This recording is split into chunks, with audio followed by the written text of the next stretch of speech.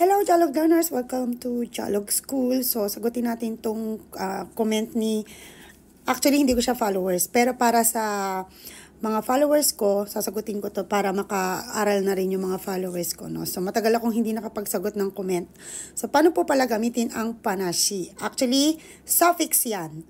Ibig sabihin ng suffix, dinidikit siya sa mga salita, sa mga word. Didikitin mo siya at yun na yung ibig sabihin nun. So, ginagamit natin yan sa isang sitwasyon na meron tayong sinasadyang naiwan or iniwan talaga or hindi sinasadya. Both situation nagwo-work si panashi. Firstly, ang ibig sabihin, ang bigkas ni panashi is dalawang P ang spelling talaga niyan. Kung sa Romaji natin i-spell, kung sa alphabet natin i-spell, dalawang P ang unahan yan. Kasi meron yan, sa Nihongo kasi, meron yung maliit na ganun. Maliit na tsu, then panashi. So, dapat matigas yung bigkas natin yan. Panashi.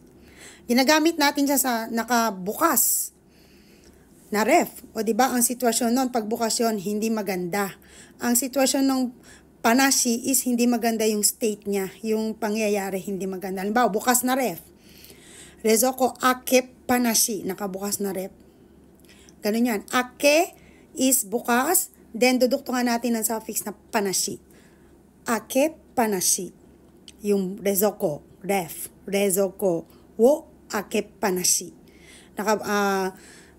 Bukas lang yung ref. So, sayang, di ba? O, pwede rin yan sa tubig. Gamitin natin naman sa tubig.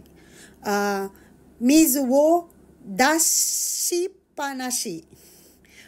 Mizu wo dashi panashi. Actually, may dashi siya, pero pag gusto nyo mabigkas na maganda, magtunog native kayo, dashi panashi. Okay? Dashi panashi. Magtutunog native kayo dyan. Ganda na nihong kumalinis. Okay? So, ganun natin situation. So, di ba yung tubig, sayang? So, yung certain state nun is, yung situation ng panashi is nasasayang or hindi maganda yung result pag ginamit natin si panashi. Okay? So, ilaw. Pag ang ilaw naman is bukas, sayang ang result, di ba? So, pag gagamitin natin si panashi, dapat merong sayang na result ang situation.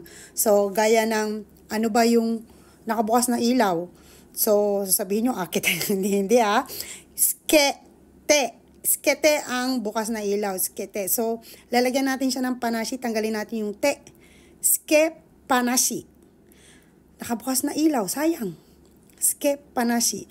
Marami pa yan na gagamitin sa kanya-kanyang situation. Siyempre, aral kayo sa akin para magandang Nihongo, malinis, pati pagbigkas. So, at saka hindi kayo na talaga gawa ng Nihongo nyo at hindi nyo na, tama ba yung Nihongo ko? So, walang ganun.